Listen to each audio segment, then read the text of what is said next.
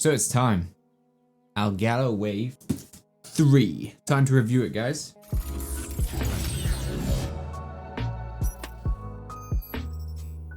Use it for a few weeks. Got some B-roll, which we'll probably play right about now. Unfortunately, I kind of forgot to I forgot to do an unboxing video. So here's some B-roll for you. It's a cool little piece of kit, to be fair. The reason I got the Wave 3 instead of the Wave 1, I wonder what happened to the Wave 2. I want to see what it was like for you guys, to see if it was worth the extra £50 or $50, depending where you're watching this from. Is the Wave 3 worth it for you, or should you just stick with the Wave 1? The second reason why this is taking me so long is because I wanted to give you guys a pure and honest review as to what I thought of the product. I wanted to test it properly, let you know what I think, and just try and stream to see what the software is like and how it actually works. Stick on through, we'll go through a few things I've discovered, a few problems I've also spotted, which even some of you may have spotted on the stream. And yeah, let's get down. Let's start reviewing this thing. Let's just see how it goes. Right, the things that we'll cover in this review. We're going to do a comparison between my Sennheiser PC360s, which you may have seen me wearing before in the past, which over here, I'm not wearing them at the moment because I don't actually need it, because I trust this mic. I'm trusting it to know that it's speaking, that I'm speaking. So we're going to check that out, because I always got good comments from the Sennheiser PC360s that people were saying like, yeah, the audio from the mic is actually really good. So we're going to do a direct comparison. We're going to get a video with me speaking in the mic of the PC360s, and then we're going to get a comparison of this thing, which you're kind of hearing from me now. So we'll put it side by side so you can tell if it's a night and day difference, or if I probably should have just not spent the money, but I'm pretty sure you guys are going to like this. So we're also going to do a review on the software that comes with it, which is known as the Wavelink software. Is it the Wavelink? Yes, Wavelink software. I'll put a link for that down below. So if you do actually get this product, I know it comes with a guide, but if you bought it secondhand, you might not have that, so I might as well make it easy for you. So the software that comes with it also does perform like a GoXLR, if you've ever heard of that. I sound like a pirate. GoXLR! So, stop being stupid. So yeah, we're gonna go and compare it. I mean, I don't have a GoXLR myself, but I've read into them. I couldn't personally justify spending that £400 on it.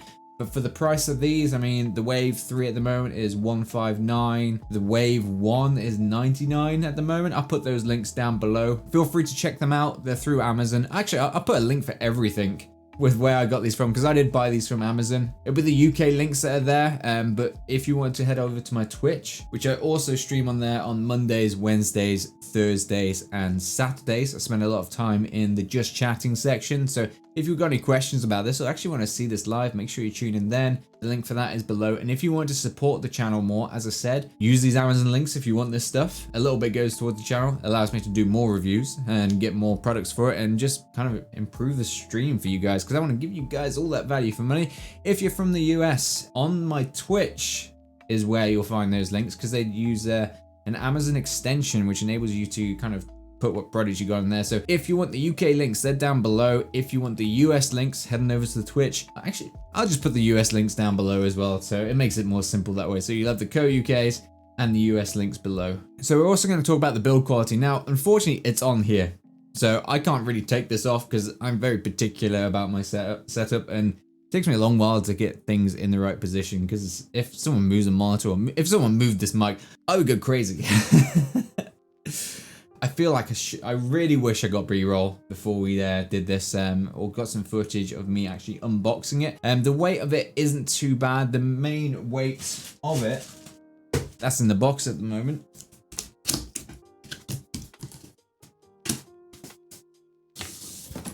Actually comes from this stand. This is a really weighty stand. Like, this is solid. Dangerous.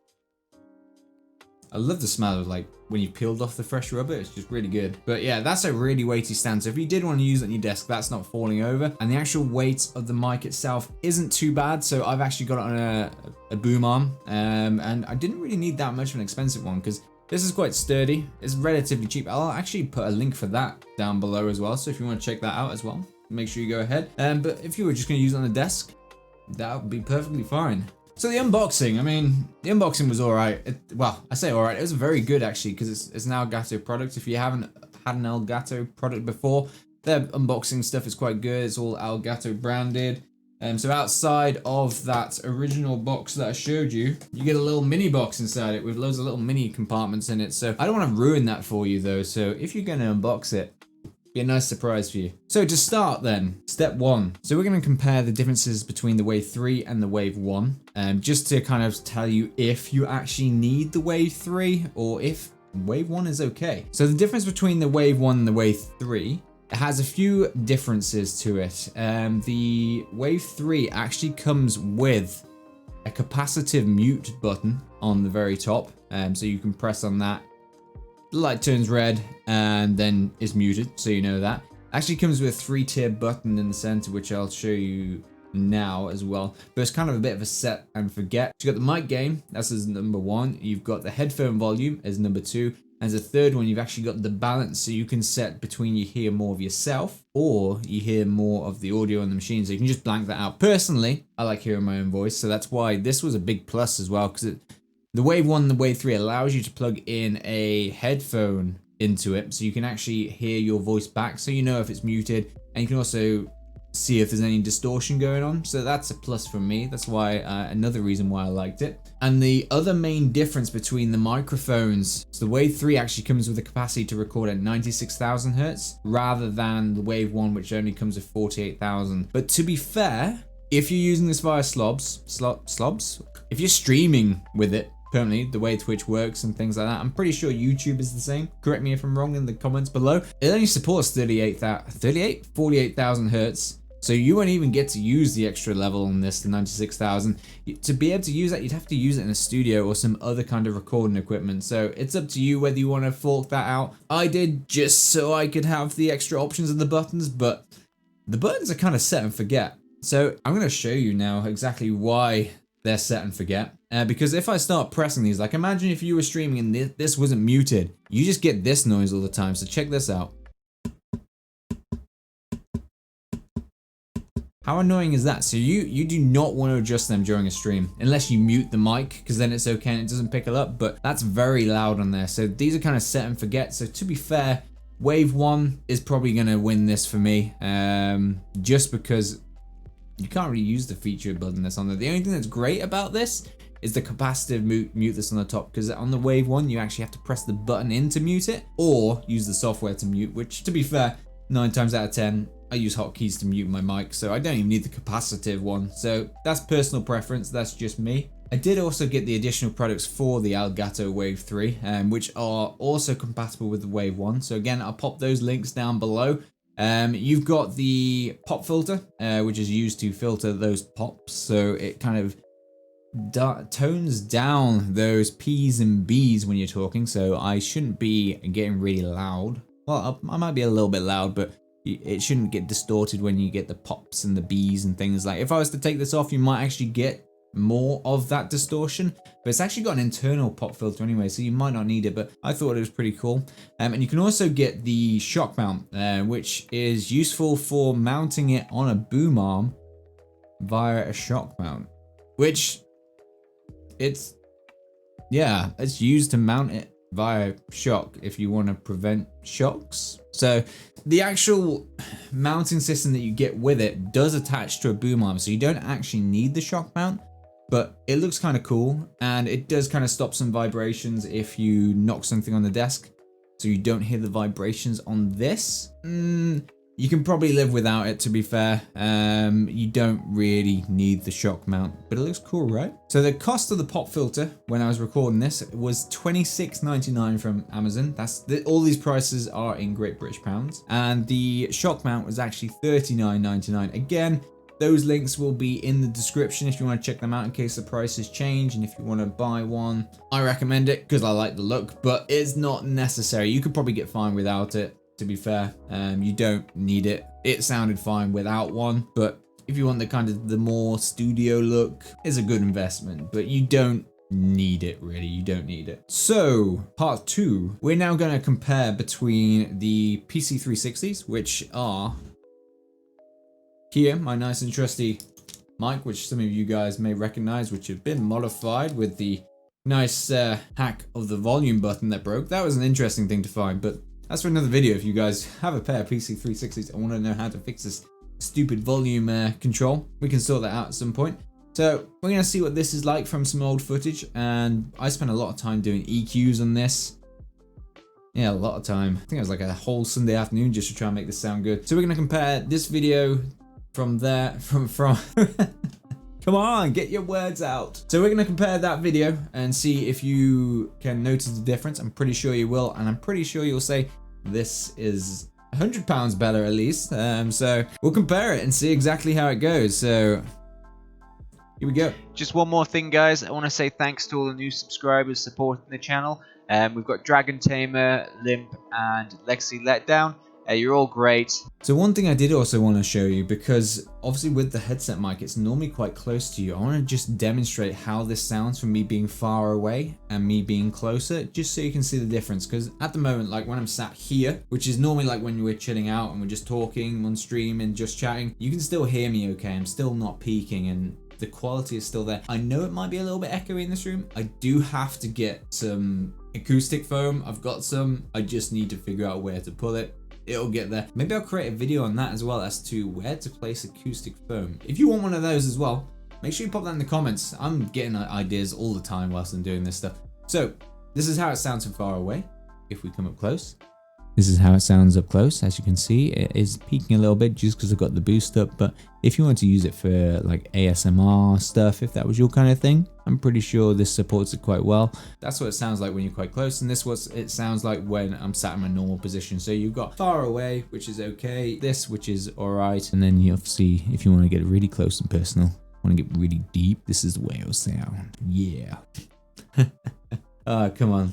Right. And yeah, sometimes it does pick up mouse clicks, but it's not a dynamic mic. It is a condenser mic, so it will pick up a lot on the room, so you have to make sure you set a noise gate, which we'll come on to later. So as I covered a little bit earlier, the one thing I really do like about most USB mics, and you have to make sure you want this if you want to hear it, is the ability to plug your headphones into it, to use it as a sound card, and to actually be able to hear yourself back. I think that is such a good feature to have, for you to be able to hear yourself, which is one of the reasons why I still use wired headphones, in order to know that the quality is there and you know that your mic isn't disabled or too loud, because also I like to hear my own voice. But that's just me. Some people hate their voice, but for some reason it's grown on me. Isn't it weird how when you're talking, your inside voice is different to your speaking voice? It's actually to do with the way the bones in your ears vibrate. I'm pretty sure someone told me that. And if that's wrong, let me know. I'll be interested to know exactly why it sounds different. Also, the other reason why I like it plugged in is because 9 times out of 10, you then know if you're muted. So win-win situation. So step 4. Oh, have we skipped a step? Is it step 3, 4? We'll adjust that. Build quality of the mic isn't bad. As I said, the stand itself is quite weighty. I've packed that away now. I'm not going to get that out again. It's just a stand. You guys have seen it. And we fitted to Why message me now? See, if you guys didn't hear that, shock mount is doing its work. Shock mounts are good, especially if you've got a phone on your desk, because that shouldn't technically pick it up, so that'll be good. So whilst the mic isn't overly heavy, it doesn't feel cheap. It feels well built. It's made out of plastic. Pretty sure that's plastic. So it's made out of plastic, which is okay. Obviously the attachments is all right. It's sprayed black, which I really like the look of this. And the build quality, it feels good. If it was on the base in front of you, it would look good as well. And it doesn't feel like if you drop it, it would break. It feels like it's got some kind of robustness to it. That's definitely a plus side. It doesn't feel cheap and tacky, and it feels like you are getting a very good Elgato product. Again, that's a win in my book. And yeah, as I said, as it's not overly heavy, you can actually get away with having quite a reasonably cheap boom arm if you wanted to do it. Yeah, the one I was using, I think it was about $24.99 from Amazon. Again, I'll stick that link down below, so feel free to go onto it if you want to. It does the job fine. You got little tightening things, but I wouldn't really need to tighten it up. It's quite happy where it is. It's not going to go anywhere. Okay, so the software itself. Now, this is where it kind of comes into its own, is actually then more like the GoXLR. Well, I'll tell you what, let's load the software up and let's take a little look at it together and see, so I can show you exactly what it's doing and explain exactly what's going on. So let's flip on over. Okay, so the Wave Link software. let's take a little look at this, shall we? So it actually gives you a bunch of different inputs. So each of these inputs you can specify as to what you want to be linked to it. So we've got, for instance, game here. I can set up all my games to go to this game thing. And these two little icons here, what do you think they're for? We got headphone one and we got like a wireless signal one. So this is for what you hear, as it says, monitor mix, and this is the stream mix here. So you can actually use this to specify different volume levels for yourself and for the stream. So it actually makes it a lot more user friendly. So you don't have to turn everything down like you do in Streamlabs OBS or other products to make it not ear blaringly loud. Because the problem that you've got when you stream with, say, like a normal pair of headset, normal pair of headphones, you actually find that what you're hearing might be quieter than what the stream is hearing, so you turn everything up, but that doesn't do the stream very well because their ears start to bleed a little bit, and that's not good for followers. The reason it does that is because your normal headphones aren't powered. Obviously, the input that's going out to the stream is a powered output is a powered output, so it actually affects the noise and makes it louder. Okay, so these inputs here, right? You can actually add up to 9 of these, so you can add in whatever you want here. So I've added the majority of my stuff, but you can add in auxiliary 1, auxiliary 2, and SFX. And you can increase it more if you want to. What you can actually do, as I was saying, you can add these into specified different inputs and outputs. Elgato have given you this really cool little button up here which actually links you to the Windows page. So if we click on this here, I'll just move this on over.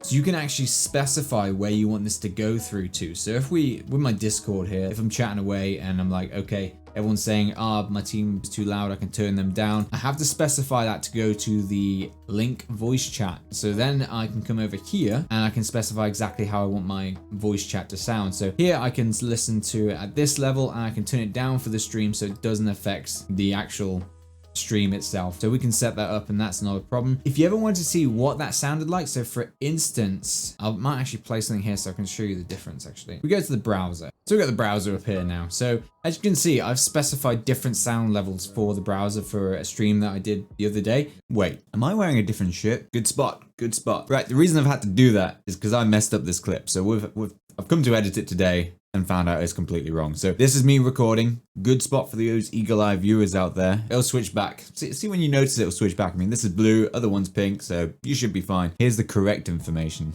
So you've got, obviously I've put that full for me because that works for me well. And for the stream, I'll have to put that a little bit lower because it's a powered output and we don't want that to be too loud. So what I can actually do is if we were playing away and I was like, oh, I wonder how loud that is. I can actually flick over to the stream output. And now when I click to listen to that, when audio comes through, if I start talking, you can see it's actually the same because that's what's being outputted now.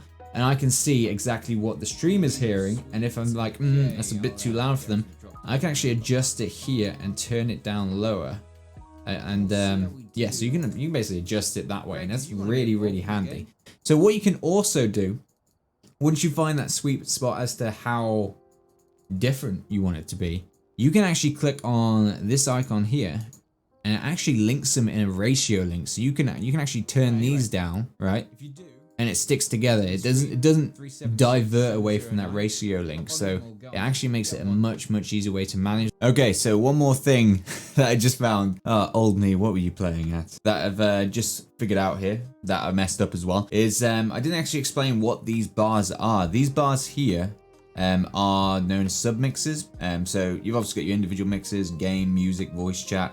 But in between these then, as you can adjust them, they're known as submixes, which is what the GoXLR does. So yeah, you just basically set them as to what you want to be. Obviously, I've already mentioned that you can ratio lock them with this button here. Just play around with it. Before you stream, you can obviously always switch between to see what you want, whether it's what the stream hears or what you hear. And just find that sweet spot. And then once you've done that, you'll be pretty good to go, and yeah, your audio should be 10 times better. I don't know what you're currently running, so it might not be 10 times better, but I'm pretty confident it'll be better than what you're doing if you're looking at this review. So in order for that to be able to be picked up, what you actually have to do in Streamlabs OBS here is actually add it as an input. Okay, so to be able to edit and add filters, what you have to do is you have to actually add the inputs. As you can see down here, you can see that I've got Wavelink Stream and the mic in added. Now, normally they won't appear there until you manually add them. So to do this, you gotta make sure you add these in. So what you do is come down to the settings menu here. This is obviously similar to OBS and Streamline OBS. It just looks slightly different. So you come on over to audio. And then what you have to do is set your mic auxiliary device to Wavelink Stream. Set your mic auxiliary device to your mic in. And then, so you don't get reverb, what you have to do is you load up your Wave software. It's over here. Bring it on over. And you just have to make sure you disable these two. Because if you don't, you're just going to get hit with reverb all the time. And it even warns you. So just disable that and set your filters through Streamlabs OBS. Once you've done that, come on down to the bottom here. I've already got some sets so you'll be able to see. Go to filters and you can basically add in your filters there and make sure that you've got your noise gate set up. Otherwise, it's going to pick up PC fans and everything in the room. And just make sure you set your EQ and compressor if you want it. Or just set the noise gate. Or set nothing. It's entirely up to you, but definitely mute it in that Wavelink software and then add it into Streamlabs OBS to make sure it works all smoothly. So one other thing that I didn't quite cover correctly in my previous video, Back in Purple, that could be an album name if I was ever a music creator. Back in Purple, that could work. You can actually link it to your Stream Deck. So obviously they have the Elgato family, you can link it in with each other. You've actually got the Stream Deck that you can actually add additional things in for the Wave. Now, me personally, I haven't found too much use for it as I've kind of like set it and forget it kind of thing. But it is always useful when I'm streaming to switch in between the two feeds to see what the stream's hearing and what I'm hearing. I do it every so often just to make sure the audio is correct. If you want to add it, you have to add it into more actions and basically select the Wave profile. But just to show you kind of what I've got added in here already. So if we go into Wave here, I've actually enabled this button, which is the toggle monitoring. So if I was to click it, I can actually switch between the headphones, which is what you see on screen at the moment, or the little wireless antenna, which is then what the stream is hearing. So if I'm playing a game or on just chatting, playing some music, whatever I'm doing, I can actually press that button to see what the stream hears, and then when I'm like, yeah, that sounds all good, we can flick on back to what is heard through the headphones. That's kind of the main use I found for it. I know you can like boost individual inputs and things. There are very many options in there, but it'll take a whole nother video to cover that. So that's just a tiny brief overview as to what you can do and how it does integrate with the Stream Deck. So yeah, handing over back again to the old me. If you guys want a review on the Elgato Stream Deck Mini that I've got, let me know again in the description, comments below, and I'll see if I can get one of them sorted. Again, I like edit this every single time. It's such a good piece of kit. Yes, you can do it with hotkeys. People do it with hotkeys. It's not a necessary thing that you need for streaming, but it's just something nice to have because you can create some cool macros there. You can do some good transitions and things, which obviously you can make macros if you're very computer savvy. You can do that, but this is just easier to use, and I don't want to be sat there for like half hour writing out a macro. I just want to drag things in and start actually creating content. So I guess time is money, friend. So we'll see how it goes. I mean, I do love it. I'm definitely getting better with it, finding new things of what I want to do with it. So yeah, I recommend them. I will do a review for that if you want. Again, let me know below. So, final part of the review, because I know this is getting pretty lengthy, and who doesn't like reviews? I mean, is it good to have a long review or a short review? Anyway, so the comparison between the two, and which one would I go for if I didn't buy this one? So the Wave 3 Pro, the Wave 3 Pros. Number one, capacitive buttons for mute, which is great. It means you don't have to press that button in here, go. That's just not cool, is it? At least you got a capacitive one at the top, which you can press. So that's how that works. So you couldn't really hear that, right? This is where I check it back, and you actually could. So I guess it's a plus, but it's on both. Be able to change the mic gain on the fly by twisting the knob. That's exactly what the Wave 1 also enables you to do, but the Wave 3 does it as well. So I guess that's another plus for it. The one major plus with the Wave 3 is that you can have the 96,000 hertz recording, which on the Wave 1 only has 48. If you're not streaming, if you're streaming, you're only going to be able to use 48,000 at the time of this recording. Maybe they'll bring in 96,000 recording of audio. That's correct, isn't it? Pretty sure. So maybe they'll bring that in, and then you'll be able to use the full functionality of that. But as it stands, 48,000, so it'll always downscale it. So this will sound exactly like a Wave 1 once you set your EQs. EQs? You need those EQs. EQs are great. I love my EQ. I love it. And the other benefit is the Wave software, which acts like a GoXLR in my opinion. There's obviously certain things that the GoXLR can do, like voice modifications, but there's nothing saying that they won't update this Wave software to be able to do that. So we're going to have to watch that space and see exactly how this progresses. But yeah, I think it's going in the right direction. So the Wave 1 Pros. Again, I'm not sure what happened to the Wave 2. Don't know where that went. Can they not count? I don't know. Elgato, though, you've made some good product. I'm not trying to be mean to you. So the price. That is a major, very good thing for the Wave 1. Currently on Amazon at the moment, it's $99.99. So that's £50 cheaper than this one. And it does exactly the same thing. Sounds exactly the same. It just doesn't have the capacitor button. And you can only do mic gain on the front, which you kind of set it and forget it. So this right now, unless I want to press that button, is a Wave 1, just in a Wave 3 case. So again, you still get the same Wave software with 1 or 3. It's exactly the same. If you do get that, by the way, like if you buy it after someone's already had it and they don't give you the instruction booklet, I'll put the link for the software down below. When you do download it, make sure you don't plug this in first. Make sure you install the software first, and then it will tell you to plug it in, and then it should be all okay. Number 3, it looks great. They both look the same. I think it looks a very professional mic, and on stream, you gotta care about what your mic looks like, in my personal opinion. If you got a very rubbish looking mic, it stands out and it's not great. So you gotta make sure it looks good. In my opinion, it's all about what looks good, what sounds good, and the price. So I think this is a very good mic for the price and the way it looks, because they both look the same. From this angle, if you just saw this, you couldn't tell the difference between a Wave 1 and a Wave 3. It's only when you look at the front that you can tell the difference. I might even be lying right now. This might actually be a Wave 1. You never know. But no, it's a Wave 3. Number 4 reason that the Wave 1 is good: price. You can't fault $99.99. If you're spending more than £100 or $100, $100, wherever you're from, 100 euros, you will not sound any better the more you spend on Twitch or YouTube, unless that's changed now. I'm pretty sure it's exactly the same. If you're spending over £100 on a mic, they're going to sound roughly the same. You're not really going to notice a difference. I think for $99.99, again, a link is down below, you can't get much better than this. I think if you spend any more like I did, like on the Wave 3, you probably shouldn't be spending it. You could invest that money elsewhere on different Twitch overlays or someone to edit your videos. I just got this one so I could tell you honestly, do you need to spend that extra £50? And the answer is no. If I was to go back and I had this review, which I'm sure I watched many, but I just want to give you guys some good content for this and give you pure and honest advice, I would have got a Wave 1. I don't regret my purchase because I've managed to tell you exactly what to do with this, whether you should get the Wave 1 or the Wave 3. But for the extra £50, I'd say it's not worth it. For what I use it for, it's not worth it. If I was in a studio and I was doing extra recording of musicians, bands, things like that, yeah, this would be really good because it does 96,000. But for Twitch, 48,000 is okay. And with the price, the GoXLR is like £400 at the moment. This is a quarter of the price, $99.99, and you get pretty much the same because of the software. So why wouldn't you? I mean, you could buy 4 of these and pop them around and get different software everywhere. I don't recommend that. Don't do that. 1's enough. You don't need 4.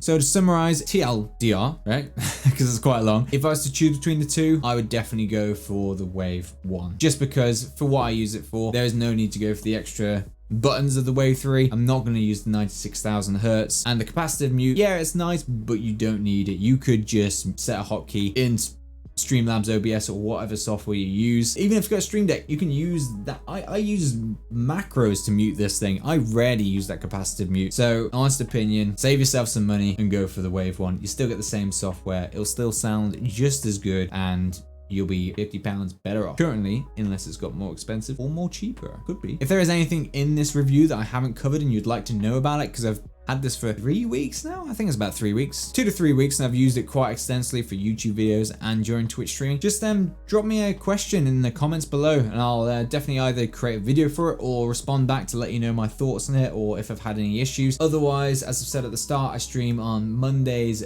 Wednesdays, Thursdays, Saturdays on Twitch. So if you want to come see what this sounds like live, make sure you hop over then, stick it with a follow, maybe even subscribe if you like the stuff, but you don't have to do that. This is just content to try and make your streams better. That's what I'm here for, to try and help you do, as I have a genuine interest in it. And if you aren't a Twitch user, then feel free. I'd still release lots of videos. I say lots of videos. I try and do 1 a week. Maybe that'll increase soon if I get a chance to create some more. Yeah, make sure you like and comment this video, because that does help with the algorithms, and I really appreciate it. It lets me know that I'm actually making some good stuff for you. Hopefully see you on Twitch. Have some fantastic streams. Have some good times gaming, and I'll see you guys soon.